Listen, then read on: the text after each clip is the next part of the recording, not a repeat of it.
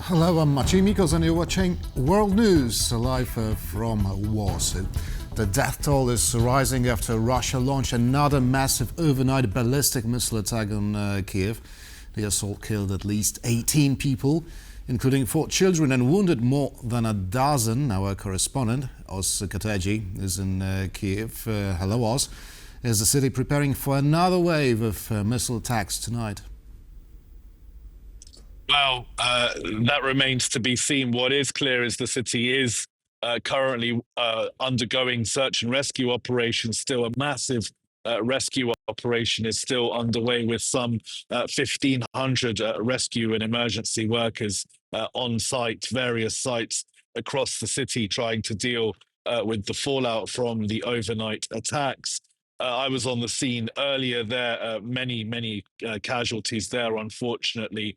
At least 12 of the dead were from that particular site. So, but that number is still continuing to rise. So we'll keep you updated on that. But still, it's been a horrible day for Ukrainians to wake up to. Now, one of the targets, one of the buildings damaged in last night's attack was a building belonging to the European Union delegation. So that drew strong criticism from the European Union and from various leaders across there. Now, the EU ambassador to Ukraine posted that this was Moscow's response to the peace efforts.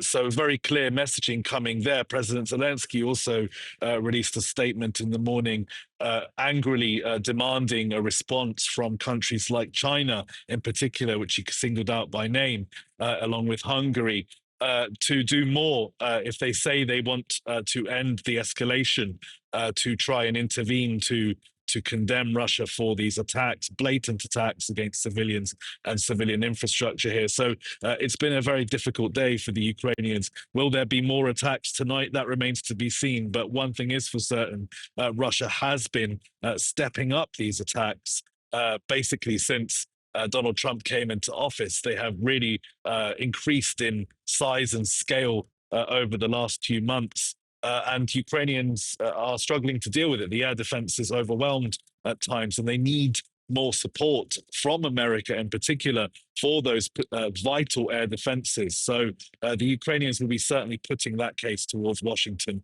and partners in the European Union, judging by today's horrible scenes that you're seeing on the screen. That was Oz Kateji reporting from Kiev. Thank you very much, Oz. Stay safe. Poland plans to spend nearly 50 billion euros on defense next year. Polish Prime Minister Donald Tusk says that despite high budget deficit, his government did not hesitate to allocate such a large sum to the military because of Russia's aggressive stance. In this budget, we plan to spend 200 billion zloty on Poland's security and defense, and that is what it must cost. This 200 billion zloty is not an abstraction, it is an enormous amount of money. In percentage terms, it is one of the highest shares of defense spending in national budgets worldwide. But we know why we are doing it. The grim commentary on our decision was last night in Ukraine. Unfortunately, the war there is gaining momentum. All the illusions of many world leaders that 5 meetings would be enough to end the war show that they do not know Russia, that they do not know Putin. This war is ongoing and will continue. That is why we did not hesitate and will continue to act this way. Wystarczy 5 spotkań i wojna się skończy. A Polish activist has published an open letter calling on the country's authorities to have more empathy towards Ukrainian refugees. Sister Małgorzata Chmielewska was outraged by President Karol Nawrocki's recent veto of a bill intended to ensure public assistance for Ukrainians in Poland. Unemployed Ukrainian refugees will now be denied access to a monthly universal child benefit worth around 180 euros and public health care. Sister Chmielewska didn't hold back. I invite you to meet them personally, to look them in the eye and say, "Get lost, kid. Get lost, old man. Go back to where you came from." And many of them have nowhere to go back to, even if they wanted to return home. Or should we simply pack them all up and send them back to Kharkiv, Sumy, Mariupol and other towns, back to the ruins under the threat of bombardment? Of course, at our expense. Sister Chmielewska has been helping those in need for decades, most recently focusing her work on Ukrainian refugees, particularly children and their mothers. I asked for an urgent reply because the school year is about to begin. All the children speak Polish. Some were even born here as their mothers fled while pregnant. Some lost their fathers in battle. Others are victims of slave labor, and yes, here in Poland. President Nawrocki's veto effectively stripped unemployed Ukrainian refugees in Poland of a universal child benefit, worth around 180 euros, and access to public health care. I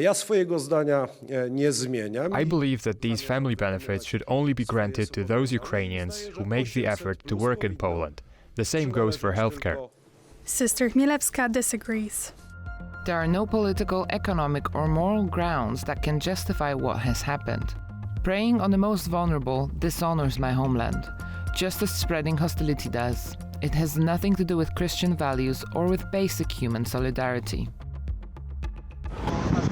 Last year, family benefits for Ukrainians amounted to just over 650 million euros. Most of the recipients were employed in Poland.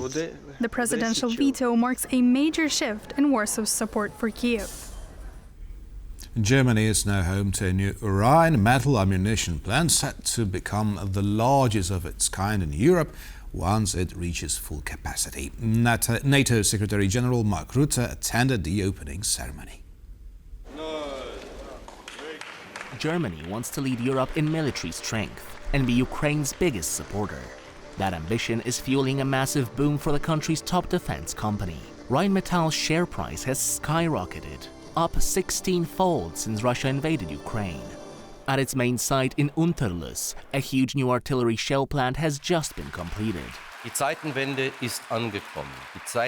I am incredibly proud of our project team. We have achieved something that would have been unthinkable in the past. Many thanks for that. Built in record time, the plant is set to produce 350,000 shells a year, possibly the highest output in the world. Most of them are headed to Ukraine, which is firing thousands of shells daily and still struggling to match Russia's firepower. Obviously, Germany is the biggest supporter of Ukraine after the US, and our role will become even more important in the months and years to come. European allies haven't been able to keep up. North Korea is supplying more to Russia than Europe is to Ukraine. Dit is cruciaal. Echt cruciaal, want de Russen en de Russians and the Chinese are building up their industry at such a tremendous pace. We have to do this. The good news is that when it comes to ammunition, we are really catching up. Now we have to do the same in other areas. The German government is pouring hundreds of billions into defense, aiming to build the strongest conventional army in Europe. But not everyone is on board. Hundreds of SPD party members recently signed a letter opposing rearmament and instead calling for more diplomacy. On Thursday, the Military University of Technology in Warsaw unveiled its Satellite Mission Control Center, becoming the first institution in Poland to be able to conduct satellite operations independently. Space is the limit. That is how the Polish Defense Minister Władysław Kosiniak-Kamysz welcomed the grand opening of the Satellite Mission Control Center at the Military University of Technology in Warsaw on Thursday. The Polish army is present in space, and its presence will become even more pronounced in the coming weeks and months. Today's opening and launch of the Satellite Mission Control Center is a key moment in gaining the ability to observe, influence, and, above all, ensure security. This system enables communication with satellites, and the event included the demonstration of such a direct connection with the satellite by Finnish company ISI, co-founded by Poland's Rafał Modrzewski. Współpraca państwa z firmami prywatnymi. Public-private partnerships are crucial to quickly adapt to the changing times. We see this happening in Ukraine. We see it happening in the United States. If we want to be active in this space, we must learn to cooperate between the state, the public administration, and private companies. Thanks to this project, the Military University of Technology became the first and so far the only institution in Poland to have not only the equipment but also the competence to conduct satellite operations independently. From Warsaw, for TVP World, I'm Sonia Gatabiszczan. And that's all the news for now. The bottom line with Marie Cato is coming up next.